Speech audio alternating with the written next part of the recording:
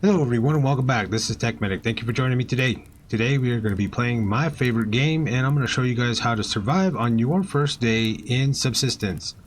Maybe one day you'll be able to go ahead and build a base as awesome as this, or maybe you might be able to build 3 of them because I've got quite a few that I've got to show you maybe later at the end of this video, but for right now let's figure out how we can survive amongst these guys, wolves, and as well as the hunters. As you can see down there, there's a mega base behind that gigantic tree over there. So stay tuned and let's start learning about Subsistence so you can move towards your 10,000 day goal, or maybe just even 500 day goal. With that guys, let's get started. Okay everybody, let's start out with the Subsistence profile. So what I go with is normal settings, hunters enabled, only revenge attacks. I start in the month of April because it's not too cold and not too hot. Perfect time of year to start. I go with 120 days. And this is because you get that sweet spot between 365 and of course the lower days in which the seasons progress fast enough for the hunter bases to be there. That means that hunters will start building. It usually takes them about 30 to 45 days depending on the time of year that you set. So in this case, it'll probably take about a month for them to go ahead and establish their bases, and then you can raid them for components, for explosives, and for solar panels as well as circuit boards. Really important to have hunters enabled because they're part of your growth. Not only that, it'll allow for hunter rogue camps that you can find for ash, for other supplies that they may drop. And of course, with the days per year, that allows us to build before the season change. So all 4 seasons are available. You have spring, summer, fall, and winter. Now the choice of yours is up to you, but I definitely want to go with 120 days. Because that gives me adequate enough time to build a base, farm some vegetables up as well as some meats, get a refrigerator going, and do all that good stuff. So let's get into it. Okay everybody, so we're in my favorite game here, 10,000 days in, 1,793 hours playing this game for 10 years, and I still love it. I mean, it just hits that indefinite existence vibe. You're going to get spit into the game somewhere in the map, and the map is about 9 square miles. Pretty big. It's got this giant Hudson mountain right in the center. Now just keep this in mind that directions are north. North is towards this mountain peak over here on the other side, and as you can see way down there, if we bust out our standard issue pistol, we got Headland Bay over there. So Headland Bay is a giant lake that we can move our way to. Anywhere near the surface of water is going to be the warmest. Anywhere higher elevation, you're going to start freezing your butt off. And as you can see, we're at 9 degrees Celsius in the top left-hand corner. We need to move somewhere near water because water is going to be important for us to start boiling, as well as being able to wash with. Because if we do not wash ourselves while we're bloodied, our hygiene is going to cause us to get an infection, especially if we get bit from one of those guys, which is the wolves. We're going to get half of our HP, which is already low at 80 HP and 80 stamina. And it's just going to cause us to move around like a senior citizen. We don't want that. So we're here. We got spit out. We've got 1 bandage, 1 match, and a bottle of water, which I already drank, and an apple that I already ate. Yeah, I mean, you are going to die multiple times, and your stuff is going to fall where you died. So you're going to have a death run. Not only that, but you're going to lose a percentage of your max HP and stamina, which is about, I think, 5%. And you're going to lose 33% of your inventory. So that inventory loss is going to be massive, especially if you're carrying around the max stack of 100 9mm bullets. That's going to look like 66 bullets when you go to pick up your backpack again. So just keep that in mind. So we got spit out. Our first #1 tip is to pick up all of the wood that you can find early game that has fallen. Otherwise, start hammering a lot of these trees out. You're going to get 3 logs per tree. And of course, if you see any of the animals, tip #2 is to always face the animal. Never turn away from them, especially if they stand up or if they start sniffing the air. As you see, we move closer, he's going to stand up. If we start running in the opposite direction, he's going to start alerting to us, and of course he's going to follow us. what we can do when we get him to stand up is just start backing away and then going about our business. Okay, the next thing that we need to pick up a lot of is this stuff. So it's always going to look like that. It's going to look similar to these bushes, but this is the medicinal herb. So the medicinal herb is used to create fire starter, and it's used for biofuel, the biofuel. You can find all of that here in your different crafting tabs. So let's go ahead and pick some more of this stuff up here. We got that, and make our way to Headland Bay so that we can take a look at our base location. Okay, just in case you're out there in the world and you find one of these trees are a good source of wood, but not only that, they come with a grub, which is good for protein. So it's good to go ahead and chop these down, and once you got all that you can get from them, you can see that they're good for hunger, hydration, and a little bit of protein there, so that you can go ahead and eat them, or you can go ahead and create a fishing lure. We've got our first chicken. So if you run and start shift, you're gonna start sprinting. You can jump at these guys and they will stop after like 3 or 4 seconds. If you jump, you can go ahead and pick them up. So now that we've got our first chicken picked up, what we can do here is we can go ahead and kill him and we can butcher. Now we got ourselves some dinner. So that's basically how you catch chickens, okay? Needed in this. And of course, always pick up every piece of scrap metal that you come across. So those are going to be the first things that you're going to be doing right off in the first day, is you're going to be looking for a lot of medicinal herbs. You're going to be looking, and that is a wolf. We do not want to go that way. You're going to be looking for medicinal herbs. You're going to be looking for fiber. You're going to be looking for scrap wood on the ground, scrap metal. Most importantly, never skip a piece of scrap metal that you can get. If you see it, pick it up, because it is one of those resources that is used in every recipe inside of this game.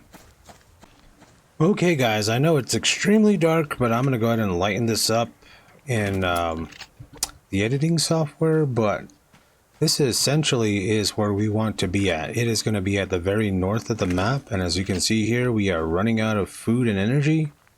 And what we want to do here is essentially spend our first day looking for these materials. And as we start to go ahead and freeze, we want enough materials like the medicinal herbs, wood, as well as plenty of fibers, so that we can start to craft our first fire starting kits. We have 2 for that. And of course, we want to build a foundation that we can move later. Now this is important, as it's going to go ahead and provide us the shelter of the overhead, so that we can go ahead and place our fire underneath. I went ahead and caught about 4 different chickens so that we can have some food for the night. And in case you're wondering about fruits and vegetables for this bar, you can always dive into the lake and pull any of the kelp that you need to suffice for the fruits and vegetables. Very good source. This is why this place is so adequate. And another thing, Edgewood Passage right here. As let's get this done real quick. Our campfire, which we need some more twigs for. And now we can create that. Campfires will break down over time, so you got to kind of keep an eye on their durability. But for the most part, we have our first platform. We can go ahead and set it wherever we want. What I want to do is I want to set my platform up just against the rock like that. You can always move it later on by pressing the End key, and that'll allow you to go ahead and pick it back up. Do not press excuse me, do not press the Delete key, or else you'll get half the materials. This is why it's important to pick your spot on the map. So now that we got that, we can go ahead and set our fire here. We can also just place it back here. And now that we got our ignition source, we need our fuel source. And we can go ahead and set our meat up. Pay attention to it, otherwise it will burn. But for the most part, we've got shelter, we've got fire. It's in a dry location. That means that if it starts raining, we'll stay dry. Our fire will not go out. Will stay warm throughout the night. And you can actually keep this thing on perpetually by collecting the wood from the trees by utilizing your axe. Your axe will not take durability when you chop wood from the trees. It'll only take durability if you break like structures like this. As you can see, it's got an HP bar, 750 to 750, or other crates out there in the world, or minerals. So it's important to keep your axe in good shape because it's also used to break down the carcasses, that's the word, carcasses of the animals.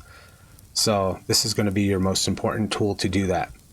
Let's go ahead and take our chicken off of the fire here. Now we got the protein that we need, and as you can see right there, it says max health 0.05, max stamina 0.05, because when we start eating these things, this is an experience bar. It's like a level to the next HP, so it'll go to 81 all the way up to 125 stamina and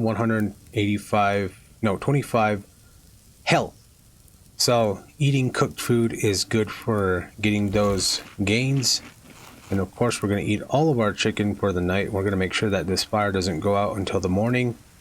Getting our bow set up so that we can go ahead and start hunting efficiently.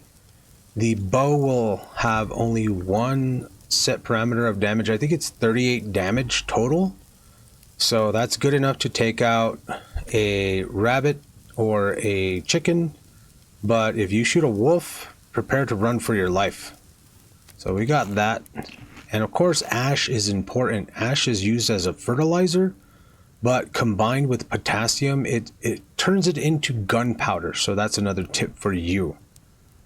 So with all that I'm teaching you here, guys, to survive your first day into your first week, Edgewood Passage is really good because it gives you silicon. Silicon, as you can see right there, is moderate. This is the best place for you to set up shop because at some point you're going to get into electronics. And electronics take capacitors and semiconductors. There's another base location, usually at the edge of the Hudson Mountain over there. That big mountain, along the base of the mountain, there's going to be the opportunity, I think right around there, there's two rocks that are similar and a cougar spawn. But there's a base location that you can get obsidian and lithium. And like I said, if you need vegetables, you can just swim on in here. You can pick and harvest the kelp. There's plenty of this stuff. We are now a hunter-gatherer in the spring season, April. We have plenty of days, 120 days in the year. That should get us to the point to where we get to grow some vegetables and set all that stuff up. And of course, we picked up enough materials to actually build something like this. So this is one of my bases in the 10,000 days save that I have. This is a waterside base that provides me with silicon. As you can see here, we are in Edgewood Passage. We got moderate silicon. But as we scroll down here, we can see that we can put a base right on the border, and this is pretty much what you want to do with your secondary base so that you can get things like obsidian and lithium. There are two different areas. Maplestone Grove has lithium, and also the Clear Springs Falls has lithium as well. And you do have a border with obsidian. So these are some of the places that you can go ahead and set up shop. I do not have any working facilities inside of this base because, you know, plain and simply, it's just there to go ahead and mine out the material that I need. But it does have a full array of 18 solar panels and 2 wind turbines. Most of the bases that I have are sitting on resources like that, but you can see definitely all of the work and effort that we took in our first day there in order to build that one platform. Every day that you play is an opportunity to build something new and subsist. Grow all your own vegetables, and as you can see here, we are an Alpha 67 that has wheat. And we're able to cook things like beef Wellington and blueberry pies, all of that. And of course, I have all of my solar panels here, which are upgraded only once because it's more feasible to spend the materials to actually build the solar panel, upgrade it once, than it is to improve it with these, because circuit boards are not cheap to make. So with that, guys, I hope that this gave you some incentive to see what you could actually build inside of the game. Again, this is one of my bases that I have, and of course all the BCUs that are out there are just waiting for me to deliver more resources in, and of course keep an eye on every update that Cold Games has, because he's one of the developers that has been working really hard on this project. And again, he is the solo developer for this. Really impressed. This is probably my all-time favorite game in the world to play, just to chill out and collect materials, raid bases, you know, hunt and subsist. And there's a whole entire magma level down below as well that you can actually explore, and you can climb, you can glide, you can set up zip lines, you can even build yourself an ATV so you can get around this whole area. So it is truly an open world, exist indefinitely type of game. Hope that you liked this video. Please like, subscribe, comment, and we'll see you all in the next one. Have a good day. Bye bye.